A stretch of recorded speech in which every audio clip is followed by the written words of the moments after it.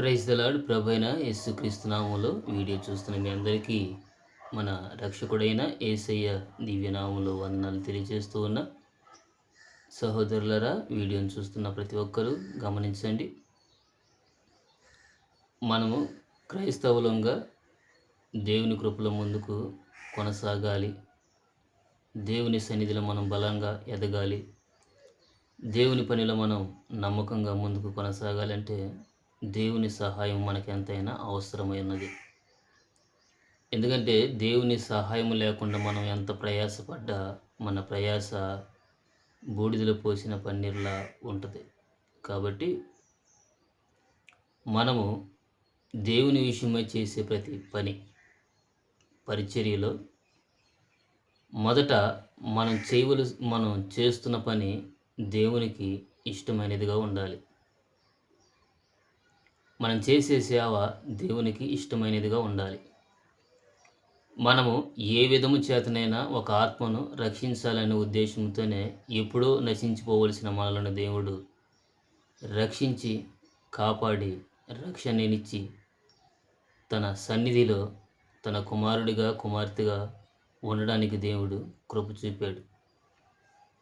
మన జీవితాలలో గతం చాలా ప్రమాదకరమైనది అయినను దేవుడు తన మహాకృప చేత ఆ గతంలో నుంచి మనల్ని ఒక నూతనమైన జీవితంలోనికి దేవుడు మనల్ని తీసుకొచ్చాడు. అందును బట్టి మనము ఎంతైనా దేవునికి రుణపడి మరణం మనల్ని సమీపించేంత వరకు కూడా దేవుని దగ్గర మనం నమ్మకంగా కనుక పని చేయగలిగితే, సేవ చేయగలిగితే, ఎందుకంటే మనుషులు మనల్ని నమ్మొచ్చు, నమ్మకపోవచ్చు. దేవుడు మనల్ని మొదటిగా నమ్మాలి. మన నమ్మకత్వాన్ని బట్టే మన సేవ ఆధారపడి ఉంటుంది. ఎందుకంటే సంఘము అనేకుల చేత నింపబడాలన్నా అది దేవుని సహాయం వలన మాత్రమే జరుగుతుంది. ఎందుకంటే ఆయన ఆకర్షించుకోకుండా, ఆయన ప్రేరేపించుకోకుండా ఎవరు కూడా మన పరిచర్యలోకి రారు. ఆ విషయాన్ని గుర్తుపెట్టుకోండి.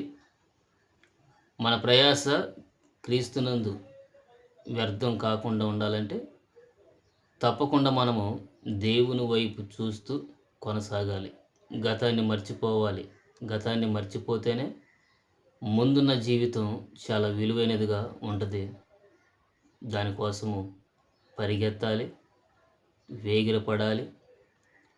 గురి కలిగి మనం ప్రయాణం చేస్తున్నప్పుడు, క్రమంగా మనం ప్రయాణం చేస్తున్నప్పుడు దేవుడే తప్పక పరిచర్యను బలపరుస్తాడు, విశ్వాసాన్ని బలపరుస్తాడు, అనేక ఆత్మలను దేవుడే అప్పగిస్తాడు. ఎందుకంటే మనుషులు మనల్ని నమ్మే కన్నా మొదట దేవుడు మనల్ని నమ్మాలి.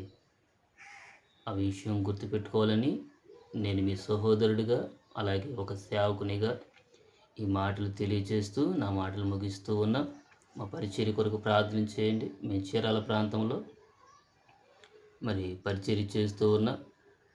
చిన్న పరిచర్యగానే ప్రారంభం చేశాం.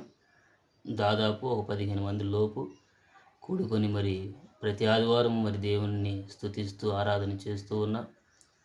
నాకున్నటువంటి జ్ఞానంలోనే బోధిస్తూ ముందుకు కొనసాగుతున్నాను. నా పేరు యేసురత్నం. దేవునిలోకి వచ్చిన